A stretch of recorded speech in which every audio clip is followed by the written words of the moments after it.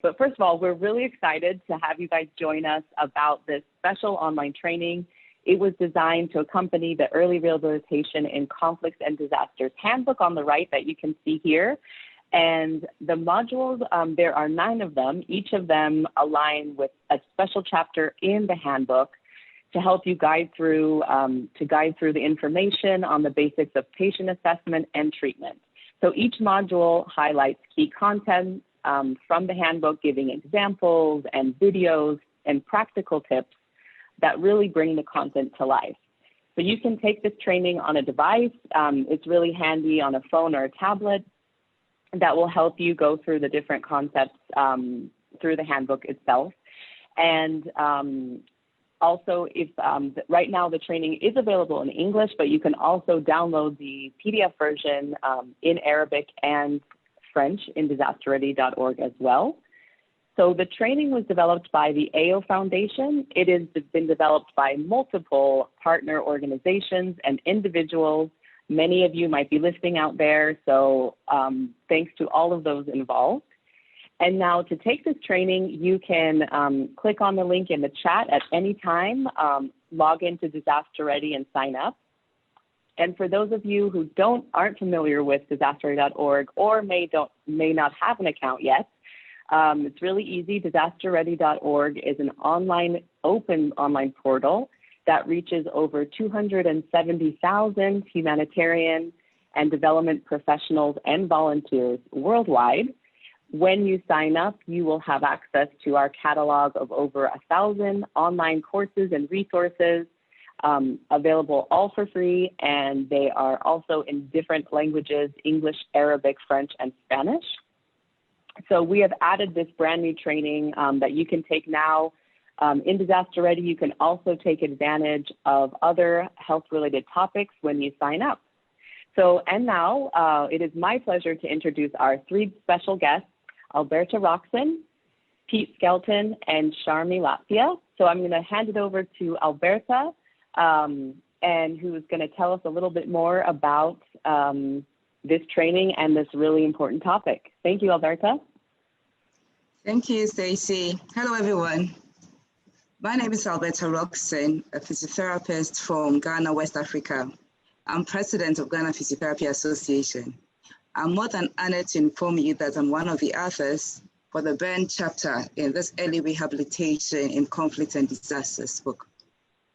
It's exciting to let you know that information in this book is not just to enable us to be able to be prepared when we have disasters or conflicts, but it's to help each and every one of us who are rehab specialists, physiotherapists, or occupational therapists to handle injuries of different areas, especially when we are subspecialized and we have to come across other patient groups that we don't frequently treat. Again, this is to also prepare some of us who have never traveled out of our countries, or some of us who have never thought that we could have any form of disaster coming towards us. We can all say that this 2020, the whole world has welcomed COVID. And we can proudly say, as rehab specialists, that we have had the need to be prepared to be able to face and treat COVID patients. So that is the preparedness we're talking about here. Again, this handbook covers across so many interesting areas such as spinal cord injury, peripheral nerve injuries, acquired brain injuries, amputees, fractures, and the most favorite part, which is where I belong to, burns. Then again, I want to share with you what happens whenever I need to travel out of my country, Ghana, to support works in Sierra Leone and Ethiopia. Whenever I'm there, I just don't need to see burn patients. I sometimes come across a lot of fractured cases, a lot of spinal cord injury cases. My experience after writing this part of burns in the manual, and then also reading what my other expert specialists have written, always give me a lot of experience and a lot of ways to be able to handle these patient groups I see. So it gives me the preparedness I need. That's what we are here to discuss with you this evening. As rehab specialists, we should be able to get prepared in every part of the world that we find ourselves, especially even in our homes, so that whichever kind of injury patients we come across, we would be able to give them the needed care and support that they need to get them back to the best optimum care. Again, this handbook was not just written by experts, but also it is for you and I to be able to access it easily. So it's not out of reach, it is not too far, it's easy in a PDF form, and if we simply Google on it, we would find how to use this book. It comes with very simple explanations to enable you to be able to learn and adapt to what you have learned and practice what you learned through the handbook. It's really exciting to know that we didn't just stop at the handbook, but we've made an e-learning part of it, which Stacey has already introduced to us. So this e-learning is so easily accessible in these times. None of us needs to travel to any country to have this as a direct teaching and learning. We can get it at a click of a button. And we are here today to introduce this e-learning program to all rehabilitation specialists, and even to people who are not yet physios, who want to be physiotherapists or occupational therapists, to get to know how they can support, even as volunteers, when it comes to disasters and management of conflict, or even when they are not very used to certain patient groups like burns or spinal cord injury, to be able to know how to give them the basics. This basics is the aim why the book and manual was created, because at the end of the day, we want to be able to prevent complications. Back in Sierra Leone, most of the patients we met, because they didn't have plastic surgeons to do, let's say, skin grafts for them, had a lot of contractures setting in. But the best way was to have an early rehabilitation and giving skills training to physios who were in those countries. And these skills training help them to be able to prevent contractures through simple splinting, which is one of the basic things that most of you are going to learn when you open up this manual field books. We also want to be able to optimize potential long-term functional recovery. And this can also be done through early mobilizations. So all this is spelled out clearly to all of us. As we do this, we're able to reduce a lot of length stay in the hospital, reducing costs for patients, and then as therapists, always ensuring that we had a good links to ongoing services, being able to coordinate with the nurses and the doctors in how to achieve the best outcome for our patients. So again, I'm here to let you know that disasters do happen any day, anytime, all over the world, in any country. So the best for all rehab specialists is to be forever prepared, every time prepared to be able to meet any unforeseen disasters and conflicts that come our way. Not only for that, but to be able to work in any other area that you are not fully specialized in. So this is quite an interesting manual. It's a great resource that we should all have with us all the time. And then this handbook is also going to help us for you and I to be able to give the best outcome to any patient group that we come across. So feel excited to be a part of this, feel a student, feel like a lecturer, feel like a clinician, and know that at the end of the day, we want the best outcome for all the patients that we meet. Thank you. Over to you, Pete. Thank you, Alberta. So hi, everybody. Thanks for joining us this evening. My name is Pete Skelton. I'm the Emergency Rehabilitation Focal Point with WHO, the World Health Organization. And I just thought quickly to touch again upon the origins of this, this package of work. And it started several years ago where we were looking to train members of the UK emergency medical team to provide rehabilitation in emergencies. But I think the thing that's always been so obvious to us in any kind of international response like this is that it's always the national staff that are working, that are there for the first few days of the emergency, that really carry the full burden of the response to disasters and to conflict. And particularly in conflict, it's national staff that continue to carry that burden throughout. And so we really wanted to make sure that the training that we were developing then could be adapted and made appropriate for a global audience to be able to use. And as Stacey said, it was really important to then work with key actors like ICRC, MSF, CBM, HI, Interburns, Livability, a whole host of different organizations that really brought their humanitarian expertise to this project. Next slide, please.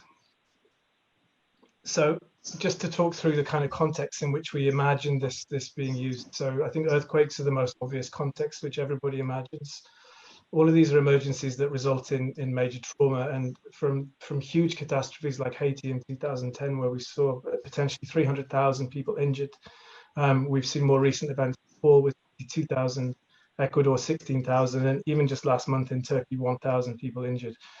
All of these events are events that not only injure people, but also damage and overwhelm health systems and create huge needs. And it's the needs within the first few days and that early rehabilitation phase that we've really focused on. It's not just earthquakes from a natural hazard perspective, but also tropical cyclones. Particularly tropical cyclones are of the highest strength, so Category 4, Category 5 storms. Everything from Hurricane Katrina in the US, where we saw 7,000 people injured, through to Typhoon Haiyan in 2013 with a huge number, 28,000 people injured. So enormous needs potentially being generated by these storms, although with lower numbers of injuries here than what we would expect to see in earthquakes. And really the highest needs and the area of greatest neglect and the hardest area to work in is in conflict settings. And the numbers here are truly overwhelming. So in Syria alone, between 2011 and 2017, 1.5 million people injured during the conflict, and that number continues to rise to this day. Similarly, in Yemen, 44,000 people injured in just a 2-year period, and those numbers still going up. And just in a snapshot of 2 months in Gaza, over 12,000 people injured there. And again, ongoing conflict and ongoing issues in that area that mean that these numbers continue to rise. Hugely challenging to work in conflicts and very, very difficult often for international support to access areas. So again, it's the national staff working there that really bear the main brunt of the work and the risks that go along with that. And so you might be then sitting there thinking, well, I don't live in a conflict area and I'm not prone to earthquakes where I live. But actually, this training and the information, the clinical resource is not just relevant in those settings. So we, as Alberta said very, very clearly, disasters and emergencies can strike anywhere. So we see examples all the time. This year alone, Beirut, with 6,000 people injured in the blast, there, huge rehabilitation needs being generated. Afghanistan, in October alone, 330 people injured in various different blasts that occurred there, and that's a recurring problem. But it's not just in low and middle income settings that we see issues. So Manchester bombings, over 800 people injured in the UK.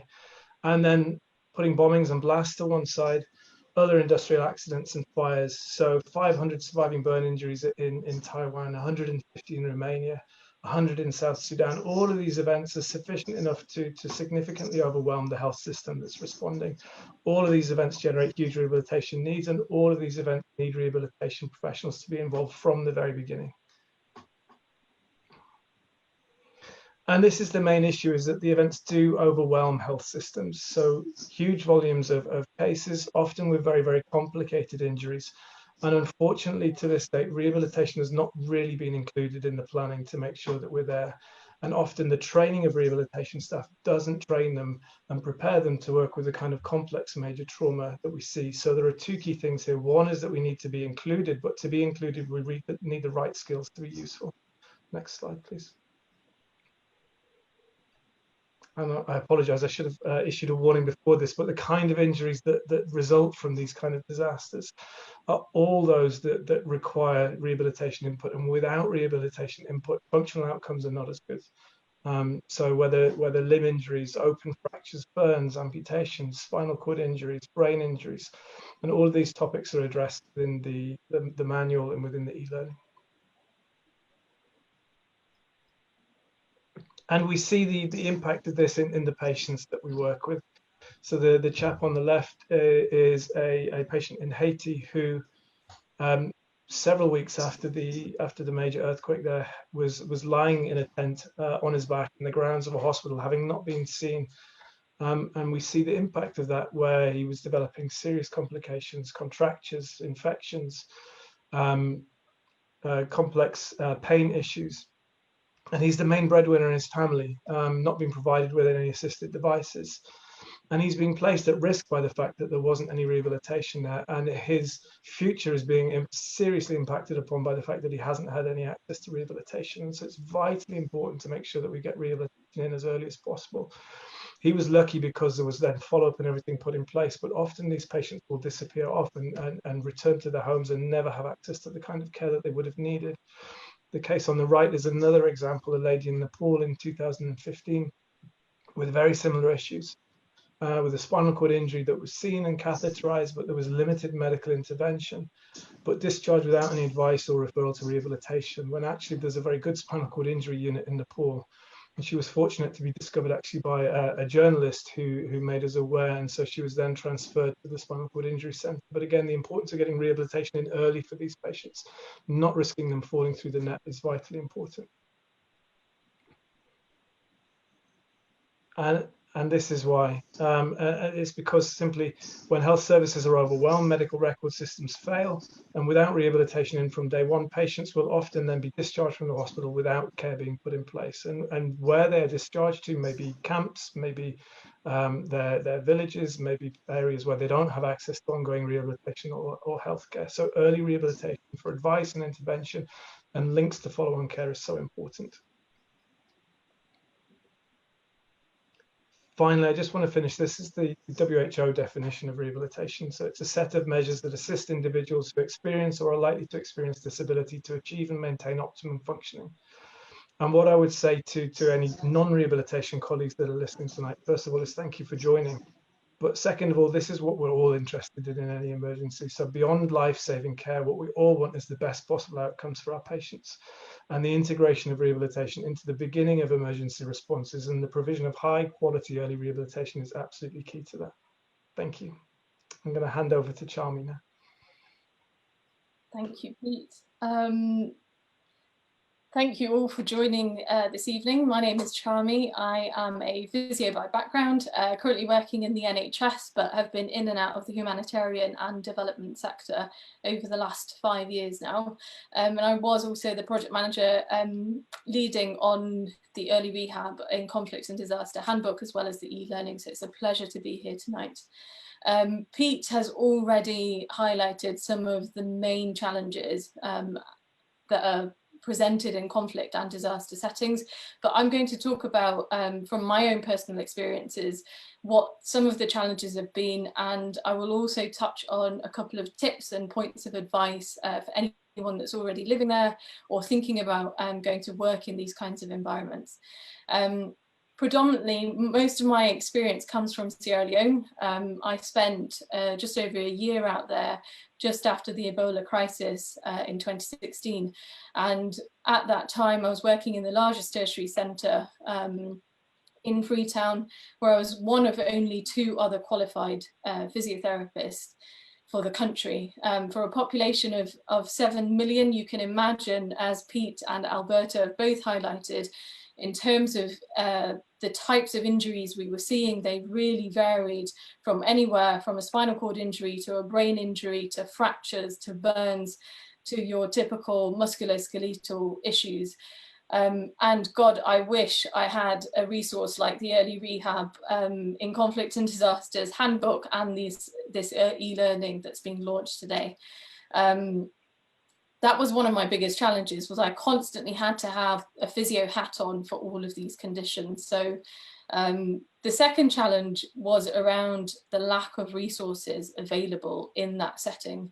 And I think this is the case for most settings in conflicts and disasters, is you just don't have the resources, and they can be as simple as walking aids, so elbow crutches, walking sticks, wheelchairs, but also where some of these conflicts and disasters happen, they're in lower middle income countries where they present with problems of their own. So one of them could be power, and that did impact not only rehab treatment, but also medical treatment that these patients were being provided with. And you are constantly having to adapt your treatment to a changing environment. And sometimes just doing the basics, what this handbook and the modules teach you is sometimes just doing the basics is enough to prevent long-term complications for these patients. And that leads me on to a couple of tips and points of advice.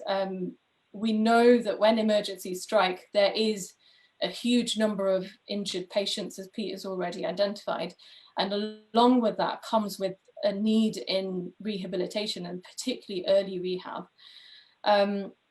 One of the things I'd like to say is coming to terms with not being able to treat every single patient that comes through the door.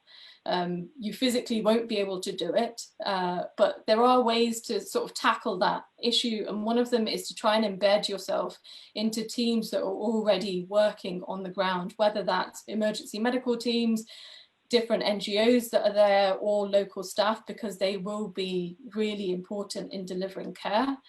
But also secondly, trying to create a prioritization criteria whereby you can get to those patients that are acutely unwell and that really need the rehabilitation early on, get it in a timely manner.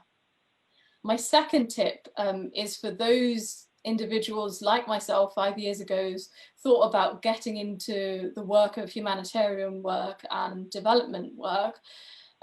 This is for you really, and it's thinking about why you're going. Why do you want to be deployed? Why do you want to go and work in these environments? And go for the right reasons. And one of the things I'd like to highlight is don't try and escape or run away from personal difficulties that might be happening in your day-to-day, because wherever you'll be traveling to, I can almost assure you, will be much more difficult to deal with. So have those conversations with your family, with close friends about why you want to go, but also be physically and mentally prepared to live in and work in austere environments where you won't have the home comforts of running water, of electricity, of Wi-Fi access. So just be prepared for that. And my final tip is around looking after yourself. And there is a wonderful chapter, and I know there's a module in the e-learning around this, and it's all to do with self-care.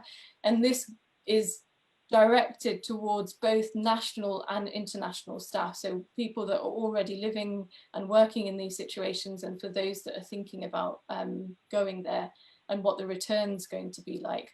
I would say form a good support network when you're out there, whether that's friends and families back home, but more importantly with the colleagues that you're working with on the ground. Try and rest and have some time to reflect on sort of the things that you're seeing on a day-to-day basis, and also be aware of coping mechanisms, whether they're positive or negative, they're equally as important.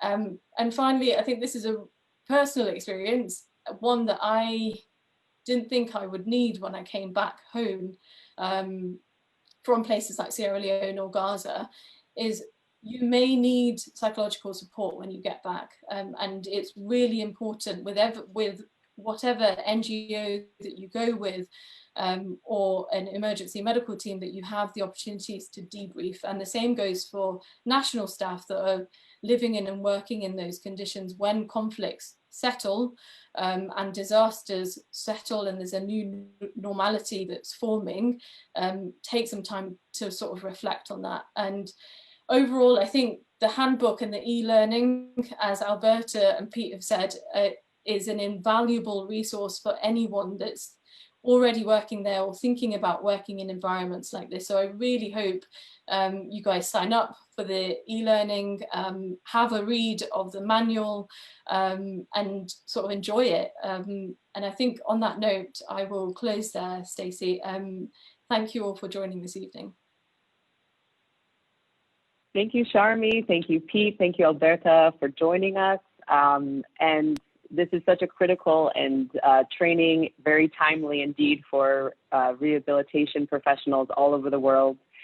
Make sure you do check out in the link above to sign up for the Early Rehabilitation in Conflicts and Disasters online series in Disaster Ready. Thank you for our guest speakers again, and of course, all of you out there in our audience for joining us today.